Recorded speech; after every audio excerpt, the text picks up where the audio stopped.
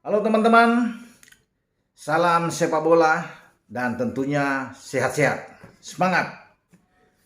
Internazionale of Milan, Inter Milan mencapai puncaknya pada musim ini dengan trofi pertama tentunya bagi Simone Inzaghi setelah mereka menyegel gelar juara di Coppa Italia.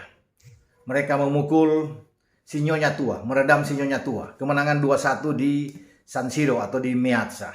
Ya, pada dini hari tadi atau kemarin waktu setempat, dan 2 gol Inter Milan diciptakan oleh Lautaro Martinez dan ditentukan lewat perpanjangan waktu setelah bermain 1-1. Ya, Winston McKennie lebih dulu, pemain gelandang serang dari Juve ini membolkan gawang Handanovic. Dan akhirnya pertandingan harus ditentukan lewat perpanjangan. Dan Inter mendapatkan gol penentu mereka lewat kaki Alexis Sanchez. Pemain Chili ini membuat gol di penghujung perpanjangan waktu. Atau tepatnya di menit 120 plus 1 ya, memasuki tambahan injury time. Dan membuat Inter Milan mendapatkan gelar ke-6 mereka di Coppa Italia. Ya, sudah lama mereka merindukan ini. Pendukung Inter Milan sejak 2010 terakhir kali bagaimana Inter Milan ini bersama dengan Jose Mourinho merebut gelar di Coppa Italia. Bahkan pada tahun itu Inter Milan meraih treble winners. Ya, 3 gelar sekaligus. Bukan saja Coppa tetapi juga Scudetto, juara di Serie A. Dan puncaknya mereka menjadi juara di UCL, Liga Champions, saat mereka mengalahkan Bayern Munchen di final dengan 2-0 lewat gol Diego Milito saat itu. Namun kita bisa melihat dalam 12 tahun terakhir akhirnya Simone Inzaghi yang menggantikan Antonio Conte pada musim ini mendapatkan trofi pertama dia bersama dengan Inter. Sekarang Inter ada di atas klasemen ya untuk bisa memimpin. Sementara baru 1 poin di atas AC Milan, tapi mereka punya kesempatan melebar dengan 4 poin jika ada 1 pertandingan tunda melawan Bologna. Saya tidak bicara soal Serie A, tapi sekarang ada di Coppa. Ini sukses besar ya.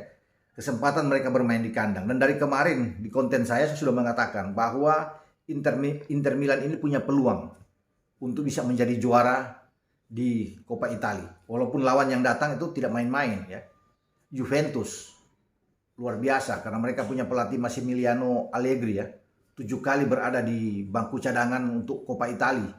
Ya, ini pencapaian yang terbaik dilakukan oleh seorang pelatih. Namun dia harus bisa mengakui bahwa Inter Milan memang sedang konsisten, sedang bagus, dan Inter Milan layak untuk memenangkan pertandingan. Bahkan sejak pertandingan pertama, menit pertama di kick off ya, dalam duel tadi pagi itu sudah kelihatan bahwa Inter Milan terus bisa menekan pertahanan Juve ya. Ada beberapa peluang yang tercipta ya, tandukan De Vrij masih bisa diatasi oleh Mattia Perin, penjaga gawang dari Juventus yang menggantikan Szczęsny yang tidak main.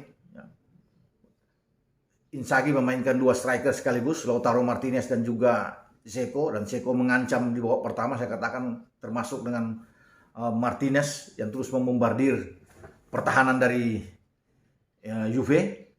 Namun akhirnya malah Juve yang lebih dulu membuat gol lewat McKennie ya, Winston McKennie, untuk memanfaatkan umpan silang dari Alvaro Morata dan akhirnya dia bisa mengunggulkan Juventus. Namun dengan kedalaman skuad yang bagus yang dimiliki oleh pasukan Simone Inzaghi ini, Inter yang bermain dengan biasa, 3 back mereka, 5 gelandang yang sangat kuat, terus mendominasi di lini kedua. Dengan saya katakan tadi ada Martinez dan Dzeko di depan. Inter itu hanya dalam waktu 10 menit setelah gol McKennie bisa menyamakan kedudukan, lahir lewat penalti yang dibuat oleh Lautaro Martinez yang ditunjuk menjadi algojo untuk mengeksekusi penalti tersebut.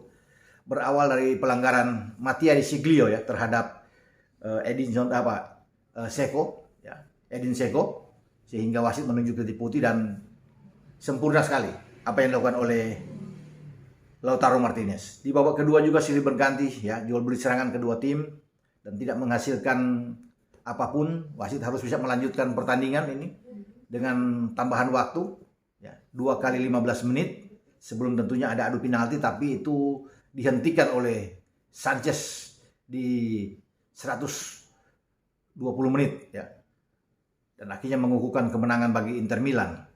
Ini perpanjangan waktu yang pertama terjadi sejak terakhir kali itu terjadi pada 2016 ketika Juventus juga kalah saat itu ya, dalam perpanjangan waktu, tapi adu penalti ketika 2016 melewati perpanjangan dan adu penalti dan Milan bisa memenangkan Coppa Italia. Setelah itu tidak ada lagi perpanjangan waktu karena selalu diselesaikan 45 menit, 2 kali 45 menit. Baru pada pagi tadi terjadi lagi perpanjangan waktu dan Inter sebagai pemenang. Kalau saya lihat memang wajar Inter bisa memenangkan pertandingan karena mereka unggul dari semua aspek. Statistik mereka semua unggul. Ya, bagaimana Inzaghi itu tetap saya katakan dengan 3 back mereka selain Handanovic, ya De Vrij, Bastoni dan Skriniar begitu tangguh di belakang. 5 gelandang yang main tuh baik. Ya. Dumfries di kanan, kemudian Perisic, Calhanoglu yang bermain di sana, Brozovic yang juga mampu menjaga ritme permainan dari tengah, berduet dengan Barella. Ya. Ini baik sekali, memang ada 4-5 pergantian yang dilakukan Simone Inzaghi, tapi tetap Inter menjaga kekuatan mereka ya, untuk menghadapi pola yang dikembangkan oleh Allegri ya, dengan 4-4-1-1. Di depan memang dia memainkan lebih dulu bukan Dybala tapi justru dengan Morata dan Dejan Kulusevski. Ya. Manuel Locatelli tengah, Rabiot, Mikeni juga ikut tampil. Artinya ini pemain-pemain yang oke. Ada Bernadeschi yang main 4 ini gelandang yang bertarung dengan 5 gelandang Inter Milan. Ini menjadi sebuah keseruan ya. Tetapi wajar kalau Inter Milan bisa memenangkan pertandingan. Ya. Walaupun Juve bertarung juga baik di tengah. Ya. Di belakang kita tahu tidak ada De Ligt tapi ada Chiellini di sana, Rugani. Kemudian Alexandro sudah main lagi, Mattia Di Siglio bersama dengan Mattia Perin penjaga gawang. Dan mereka Juventus hanya melepaskan 8 tembakan, sangat sedikit sekali.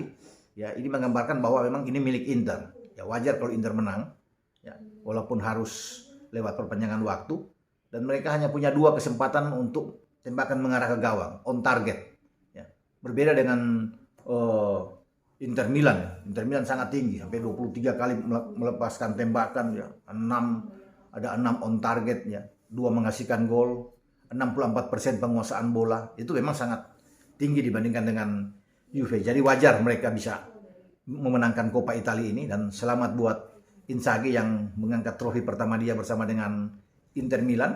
Masih ada kesempatan juga di Serie A di mana mereka terus berada di papan atas ya. Bukan tidak mungkin mereka bisa menjadi juara. Di Liga Champions juga mereka sudah lolos ke babak 16 besar. Lawan mereka memang tangguh. Mereka bisa menunggu dalam nantinya ada 2 pertandingan. Mereka akan menjadi tuan rumah pertama di 16 besar menghadapi Liverpool. Kita akan bergeser setelah Inter Milan bisa memenangkan Coppa Italia melawan Juventus di San Siro. Dan kita bergeser ke Arab Saudi di Stadion King Fahd. Ya, di Riyadh sana di mana pasukan Carlo Ancelotti seperti yang saya sebutkan kemarin. Mereka bisa memenangkan pertandingan dan melaju ke final.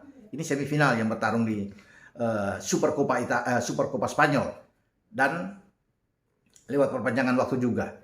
Bagaimana Federico Valverde, pemain pengganti dari Real Madrid, Los Blancos, bisa menentukan kemenangan bagi Real Madrid. Ya, 3-2, pertarungan yang sangat seru, sangat menarik dalam El Clasico ini. Ini kemenangan ke-100 secara global di El Clasico yang didapat oleh Real Madrid. Federico Valverde yang menggantikan Luka Modric ya di babak kedua, masuk di menit 83 ya, tidak memerlukan waktu yang panjang, tidak lebih dari 15 menit keberadaan dia di lapangan dan dia mampu memberikan kemenangan gol kunci ya, untuk menempatkan Los Blancos ini meraih kemenangan ke-5 berturut-turut menghadapi bahkan ke-6 ya, menghadapi Barca. Barca tidak menang dalam rentetan pertandingan terakhir ya. 6 pertandingan terakhir melawan Real Madrid dan Real Madrid bisa melaju ke final menunggu pertandingan antara Atletico Madrid dan Bilbao. Kalau bisa dilihat bahwa sebenarnya Madrid itu kalah dalam ball position menghadapi dengan Barca. Ya, kembalinya Ansu Fati ya. Oke, Pedri masuk di babak kedua. Ya. Ini coba dilakukan oleh Xavi ketika untuk bisa mengimbangi permainan dari Madrid tadi. Karena kita tahu bahwa Ancelotti memainkan juga starting 11 yang bagus. Selain Courtois, mereka masih ada Carvajal di kanan, ada Mendy di kiri. Tidak ada Alaba memang, tapi Nacho yang dimainkan lebih dulu untuk berduet dengan Militao. Kalau di tengah tidak terbantahkan lagi, ada 3 pemain yang paling berpengalaman, Casemiro, Modric, dan Kroos. Ya, kita tahu di depan ada Asensio, Benzema, dan Vinicius Junior. Kemudian bagaimana Xavi merespon ini dengan kekuatan dia selain Ter Stegen, yang mereka juga punya Dani Alves, punya Jordi Alba, punya Araujo, kemudian ada Pique, Busquets tentunya akan mengontrol di tengah. Mereka punya Gavi juga, ada Frenkie de Jong yang dimainkan. Jadi dengan lebih berani, 4-3-3 juga oke. Kita bisa melihat Luuk de Jong main lebih awal. Kemudian ada Ousmane Dembele di sana. Jadi ini sebenarnya pertandingan yang berimbang, seru, menarik. Bahkan saya katakan tadi Barcelona itu bisa menguasai permainan. Bahkan mereka punya 8-9 sepak pojok. Itu Real Madrid cuma 1 kali sepanjang pertandingan. Ya. Walaupun memang dari sisi on target Real oke lah. Ada 8 kali on target dari 14 percobaan mereka menembak. Barca ada 20 kali menembak tapi mungkin di bawah. Dalam on target mereka di bawah memang. Mungkin cuma 6 kali mereka bisa mendapatkan on target. Dan ini pertandingan yang oke ya. Terus tertinggal melawan Madrid dan disamakan oleh Barca ya. Ketika Vinicius Junior bisa membuat gol, Ansu Fati bisa membalas di sana ya. Jadi ini ada terus kejar mengejar ya. Ada Benzema juga bisa melakukan itu, dibalas lagi oleh Luuk de Jong ya, 2-2 sebelum ada Valverde bisa menentukan kemenangan. Dan saya pikir dalam kondisi situasi seperti ini wajar, layak kalau Barca yang sedang bagus, Real Madrid yang sedang bagus di atas, sedang konsisten juga di La Liga memenangkan pertandingan. Tapi setidaknya Xavi bersama dengan Barca-nya sudah memberikan perlawanan sengit ya, terhadap Real Madrid. Ya.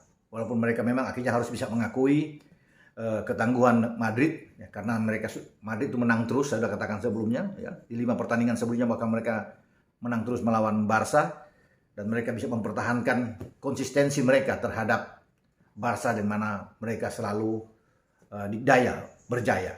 Semoga nantinya di final menghadapi siapapun itu, Atletico Madrid atau Atletico Bilbao, ini akan dihajar habis oleh Los Blancos dan mereka bisa menjadi juara di Supercopa sebelum kembali ke negara mereka untuk melanjutkan pertandingan di La Liga. Jadi selamat sekali lagi untuk pasukan Don Carlo atau Carlo Ancelotti bersama dengan Los Blancos untuk mengunci 1 tiket di Supercopa de España ya pada tahun ini. Semoga mereka bisa berjaya. Sampai di sini pembicaraan kita dengan 2 pertandingan yang seru ya dalam review saya. Satu di Piala Super Italia, Inter sukses, dan satu di semifinal Supercopa de España di mana Real Madrid sukses membungkam mengalahkan rival ya abadi mereka Barca dengan 3-2 dan mereka melaju ke final. Oke, ciao.